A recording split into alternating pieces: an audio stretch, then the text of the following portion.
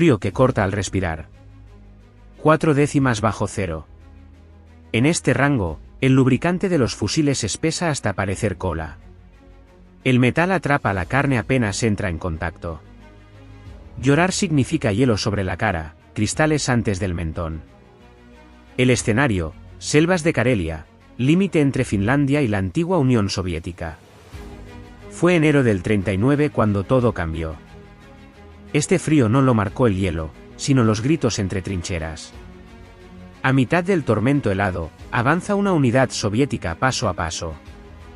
6 soldados componen el grupo, chicos nuevos llegados desde las llanuras ucranianas, sin equipo adecuado, vestidos con ropa parda que resalta sobre el blanco como manchas oscuras en un lienzo limpio. El temblor les recorre el cuerpo.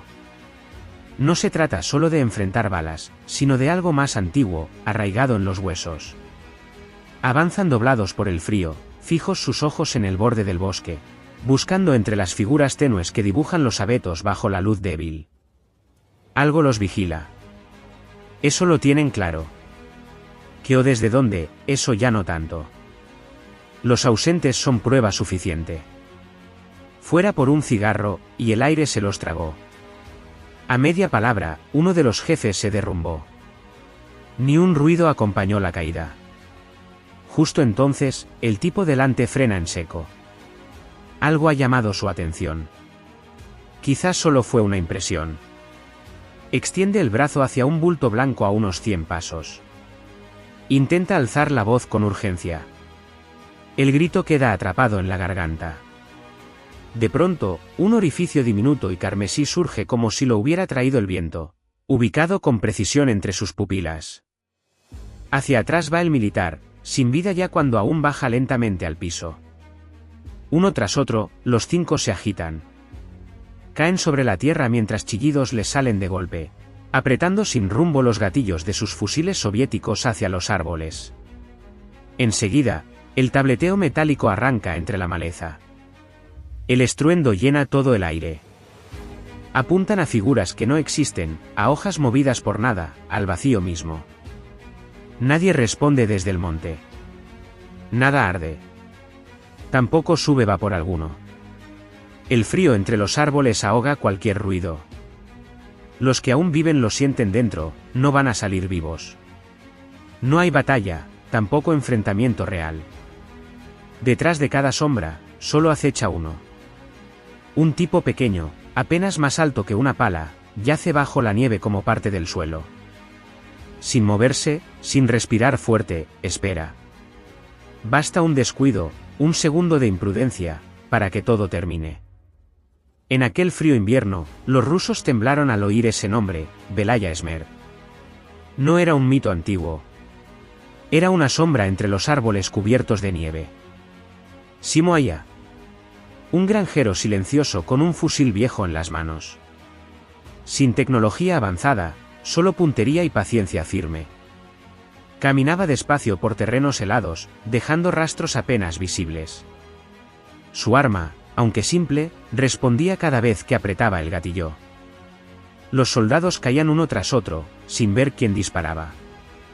El miedo se extendió entre las filas enemigas como fuego en paja seca. Ni siquiera podían enterrar a sus muertos bajo la ventisca. Él no buscaba gloria ni reconocimiento oficial. Solo protegía su tierra, paso a paso, bala a bala. Cuando terminó todo, muchos creyeron que exageraban las cifras. Pero quienes estuvieron allí saben lo que vieron. Un hombre común hizo tambalear a un gigante militar. Desde entonces, nada volvió a ser igual en combate lejano. Entender lo que logró Simo Aya requiere mirar antes el panorama desfavorable donde tuvo que actuar. Ese día, último del noviembre de 1939, las tropas soviéticas cruzaron la frontera finlandesa. A pesar de tener más soldados, los líderes rusos subestimaron al pequeño país nórdico. Stalin pensaba marchar sobre Helsinki a tiempo para celebrar el aniversario de Lenin. Su plan era mostrar fuerza con una parada militar programada como regalo simbólico. De su parte jugaban los números. Más de 500.000 soldados soviéticos avanzaron con miles de carros blindados y un poder aéreo renovado. Por otro lado, Finlandia contaba con poco, país joven, sin experiencia en guerras largas, con tropas limitadas. Carecían por completo de vehículos acorazados. Tampoco poseían sistemas para detener ataques desde el aire. Aún así, algo les sobraba, el sisu. Esa expresión local no tiene traducción exacta, pero habla de firmeza bajo presión extrema, coraje cuando todo parece perdido. Además, dominaban el paisaje. No fue Simoaya un militar de carrera. En Rautjärvi vino al mundo, lugar de cultivos junto al límite con Rusia. Allí pasó su juventud, surcando campos, partiendo madera, acechando entre pinos oscuros. De chico ya seguía huellas de zorro o alces sin perder el rumbo. El bosque, para él, hablaba como las páginas abiertas de un texto antiguo. Conocía los giros del aire entre las montañas, como sonaba la escarcha bajo sus botas cuando el frío apretaba, cuando callarse y fundirse con las rocas como si nunca hubiera estado allí. Su vivienda antes del conflicto rebosaba premios de precisión al disparo. Nada militar, solo galardones civiles de tiradores uniformados. A esa distancia, marcaba el centro del disco más pequeño sin fallar, una ráfaga tras otra, sin prisas ni errores. Los números decían que alcanzaba el objetivo tantas veces como el tic-tac de un reloj cortado a 15 segundos. Así era él, quietud total seguida por impactos perfectos. Al pasar los tanques soviéticos la frontera, fue cuando Simo sacó del armario su antiguo uniforme gris de la Guardia Civil. Se echó al hombro el rifle que siempre usaba él solo. Hasta Koya caminó sin ayuda, sin compañía designada. Ningún fusil de francotirador nuevo le entregaron las autoridades. Tampoco enviaron con él a alguien que vigilara desde atrás. La herramienta que cargaba era la suya propia, un modelo M/28-30. Este detalle importa, aunque parezca pequeño. Porque ese arma no era solo metal y madera, sino como una parte más de sus intenciones. No fue igual al original ruso. Este M/28-30 nació en Finlandia sobre la base del Mosinnagan. Aunque compartía raíces, su destino cambió desde que llegó a manos de Sako. Allí lo moldearon distinto, más cuidado, menos prisa. Las piezas ajustaban mejor, sin ese juego brusco típico de las fábricas rusas. El disparador respondía antes, con fluidez. Este modelo no iba al batallón, se quedaba entre cazadores expertos. Pesado venía el cañón del M/28-30, distinto al normal. Así temblaba menos cuando explotaba el tiro, y la bala salía siempre igual. Sin tirón alguno funcionaba el gatillo, cedía frágil, como si un vidrio se partiera justo al apretarlo. Entonces Simo podía disparar entre cada golpe de su pulso lento. Abiertas eran las miras, nada más que eso usaba él. Ahí queda algo raro, también clave, porque quien mató más en la guerra nunca puso un visor sobre su fusil. Fue una elección hecha solo por necesidad táctica, mostrando cómo se ajustaba a lo que venía. Durante los inviernos en Finlandia, tener una mira telescópica trae 3 riesgos graves. Por empezar, el soldado necesita alzar la cabeza un poco más para ver bien por el visor. Entre francotiradores, esa pequeña altura extra puede costarte todo. Con miras simples, Simo lograba dejar su cara apretada contra la base del fusil, bajando tanto su silueta que apenas se notaba. Así, parecía desaparecer entre la nieve. Luego está lo del aire caliente que sale de la boca, empañando al instante los cristales cuando hace mucho frío. A eso súmale algo aún peor, el reflejo del sol en las lentes. Hasta con poca claridad invernal, una superficie de vidrio puede lanzar un brillo breve, como un relámpago diminuto, capaz de mostrar dónde estás desde kilómetros lejos. Simo entendió que permanecer oculto era clave para seguir vivo. Por eso prefirió usar metal antes que cualquier cosa hecha de vidrio. Cada mañana en Koya exigía más que costumbre, nacía entre sombras, mientras el bosque todavía dormía bajo la negrura. Antes de que el sol apareciera, ya estaba despierto, obligado por una necesidad tan clara como el hielo sobre las ramas. Comía sin prisa, ingiriendo bocado tras bocado alimentos densos, casi pesados, solo para retener algo de calor en medio del gélido silencio. En cada bolsillo metía trozos duros de pan y pequeños bloques blancos de azúcar, su combustible lento contra el agotamiento. Después, capa a capa, se enterraba en tejidos gruesos, hasta parecer más abrigo que persona. Blanco encima de gris, lana sobre algodón. Con esa tela se cubría como si fuera un cazador antiguo, envuelto en una sábana con sombra para el rostro. Así, entre ventiscas, avanzaba sin dejar rastro. El frío callado lo ayudaba a acercarse. La nieve guardaba sus pasos desde el primer movimiento. No era cuestión de suerte donde Simo se ponía. Como si dibujara planos en la nieve, organizaba cada rincón antes de quedarse quieto. Un lugar desde donde ver sin ser visto, eso buscaba siempre. Tras encontrarlo, presionaba el suelo blanco delante del arma una y otra vez. Hasta que ya no cedía bajo sus manos. Después venía el agua, derramada hasta formar una costra de hielo. ¿La razón? Cualquier bala lanzada movía el aire y hacía volar la nieve suelta. Esa especie de polvareda blanca era como un grito en medio del silencio: aquí estoy. Pero si el suelo estaba helado, Simo apretaba el gatillo y nada se movía a su alrededor. Lo más recordado de él, lo que muestra hasta dónde llegaba, se relaciona con algo tan básico como respirar. Bajo -40, cada exhalación humana normal crea una nube espesa, visible desde lejos. Esa señal puede costarte la vida. Él, sin embargo, llenaba su boca con nieve antes de quedarse quieto durante horas. La mantenía ahí, frío contra tejido vivo, ajustando el calor interno. Así, cuando salía el aire de sus pulmones, ya no empañaba el ambiente. Nadie podía verlo venir. ¿Qué? Con hielo dentro de la boca, largas horas pasan. Un agente espera, sin moverse, que alguien del otro lado falle. No se trata solo de técnica. Es fuerza por dentro, más fuerte que cualquier frío. Empezó todo en diciembre. Avanzaban por las rutas los soldados rojos, seguros, aunque al poco empezaron a desplomarse los primeros del grupo. Él estaba allí, quieto, entre dos frentes donde nadie mandaba. Desde lugares lejanos, entre 150 y hasta 450 pasos, solía disparar. Casi nunca se equivocaba. Cuando eso pasaba, fallaba primero, luego daba en el blanco. Poco a poco, los partes rusos mencionaron apariciones entre los árboles. El ánimo cayó sin remedio. Salir del hoyo ni siquiera para orinar era impensado. Ante la parálisis, los mandos esgrimieron fusilamientos inmediatos como presión para moverlos. No fue solo el fusil lo que manejó Simo. El Suomi KP/31 también respondía bajo sus manos como una extensión más. Cada vez que las tropas soviéticas avanzaban en grupo hacia las líneas finlandesas, él cambiaba de arma sin dudar.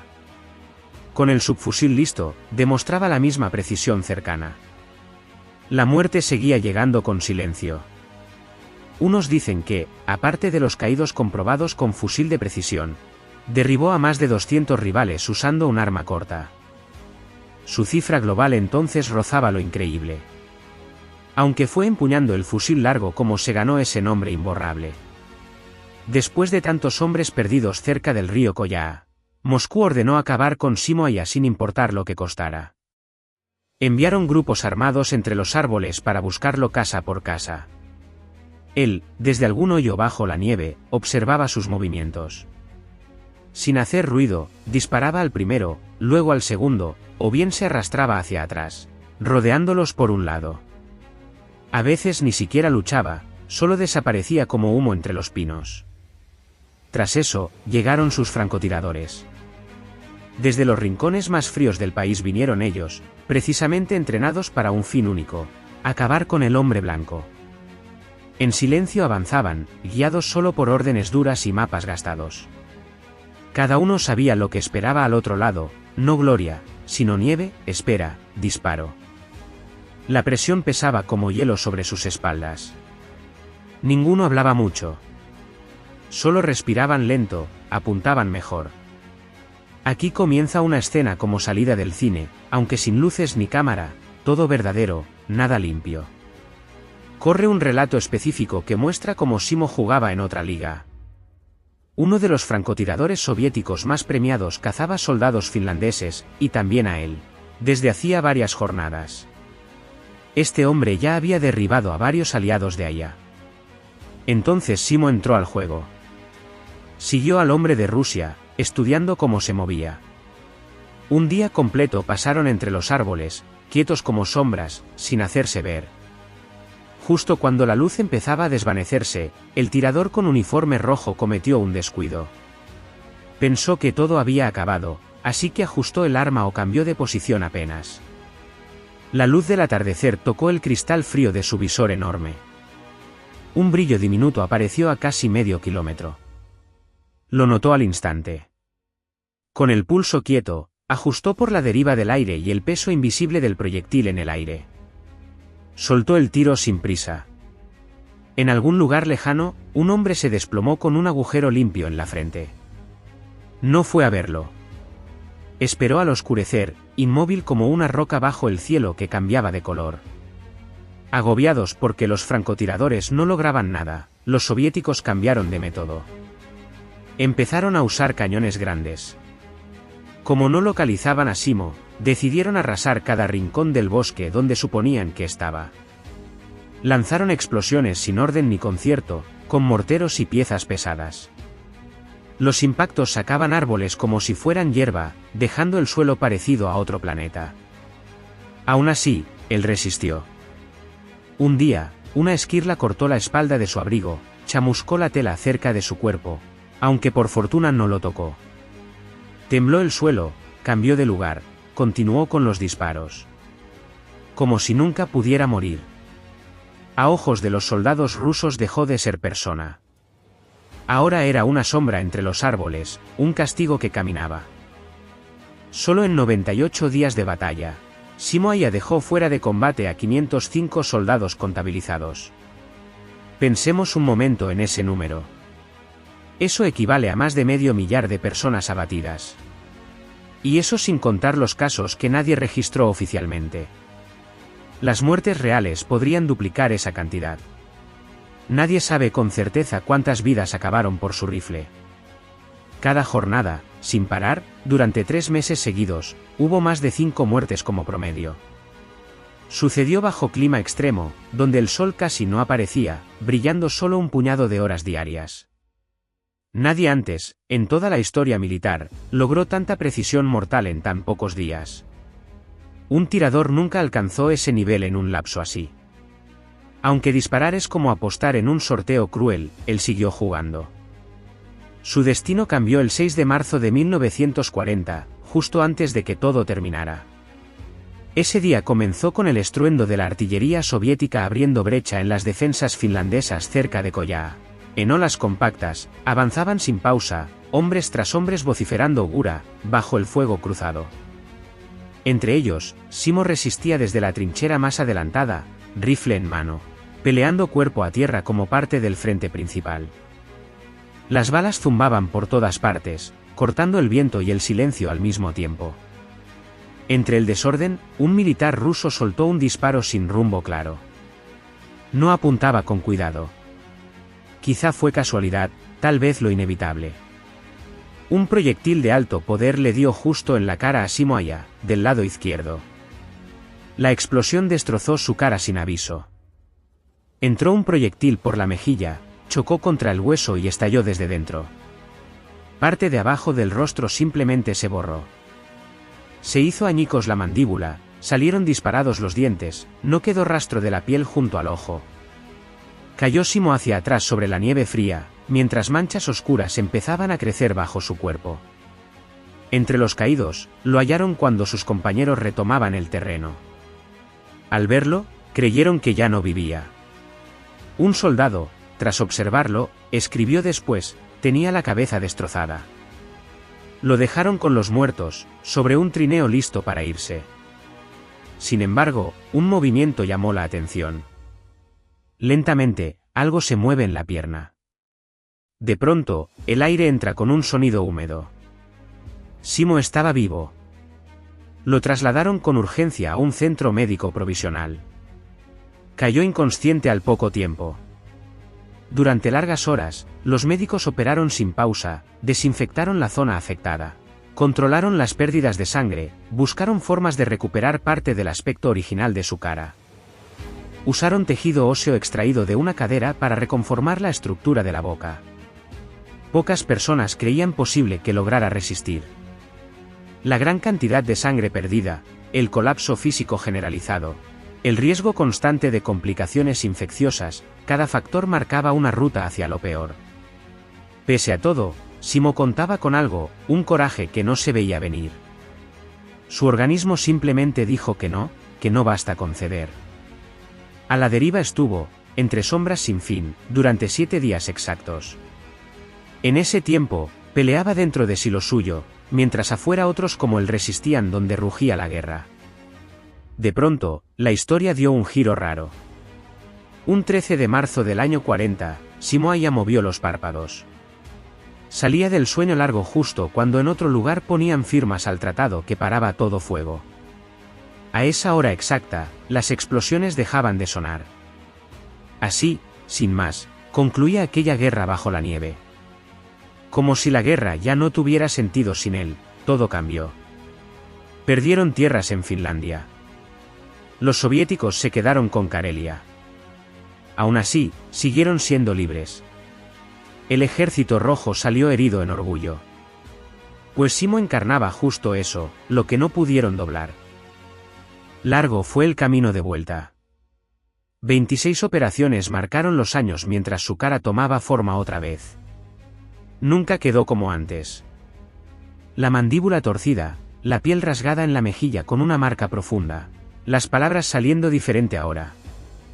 Aún así, respiraba cada mañana. No como tantos otros que acabaron perdidos en botellas o rencor, Simo volvió a lo tranquilo. Tras la guerra, las tierras donde nació pasaron a control soviético. Entonces el Estado le dio una finca al sureste del país. Allí empezó a criar perros con buen resultado, además de cazar alce casi cada temporada. Por esos años compartió días de caza junto al mandatario Urho Kekkonen. Sin ruido ni prisas, pasó sus días al margen del bullicio y las cámaras. Aunque estuvo solo en el amor, la gente de su pueblo lo tenía en alta estima. Por años llegó correspondencia, gente curiosa por los fusiles, especialistas en batallas antiguas, personas que solo querían agradecer. Casi nunca mencionaba el combate. Jamás alardeó. Tampoco pedía homenajes. Lo suyo no parecía valentía extrema ni locura oscura, simplemente algo inevitable. Una tarea pendiente, como arreglar un techo antes de la lluvia, pero con rifles y silencio. En 1998, pocos años antes de su muerte, un periodista le hizo la pregunta que todos querían hacerle: ¿siente remordimientos? ¿Cómo se siente al saber que quitó la vida a más de 500 hombres, muchos de ellos jóvenes con familias? Solo un viejo Simo, quieto en el umbral de casa, cara surcada por la huella áspera del estallido, clavó su mirada, la única que le quedaba, hacia el hombre con libreta. Sin florituras, como si contara algo cotidiano, soltó aquello: cumplí órdenes, nada más, tan bien como pude. Y añadió bajando apenas el tono: sin eso, este país ni siquiera tendría nombre. Falleció Simo Aya en el año 2002, con 96 primaveras cumplidas. En su lecho descansó por última vez, sin estruendo, bajo cielos de nación soberana. No se trata solo de números. Desde la infantería estadounidense hasta los grupos rusos como el Spetsnaz, aún hoy analizan cómo peleaba. Observan cómo usaba los cerros, cómo controlaba el frío, cómo esperaba sin moverse. Sin embargo, existe un detalle ausente en los manuales, una cualidad que Simo poseía y que ni el mejor equipo logra imitar. Lo que pasó con Simo Aya deja claro algo raro sobre las guerras y lo nuevo que inventan.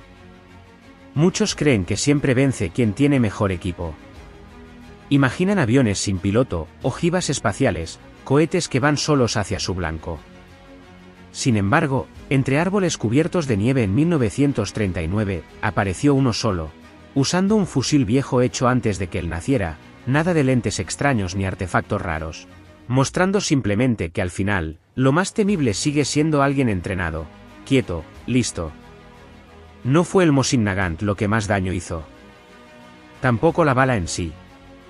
Resultó ser su cabeza, la de Simoaya. Allí donde otros temblaban, él contaba segundos bajo cero sin pestañear. Inmóvil incluso cuando todo crujía de hielo. Disparando entre un corazón acelerado y otro. Lo buscaban día tras día. Jamás lograron darle. Le llamaron Muerte Blanca.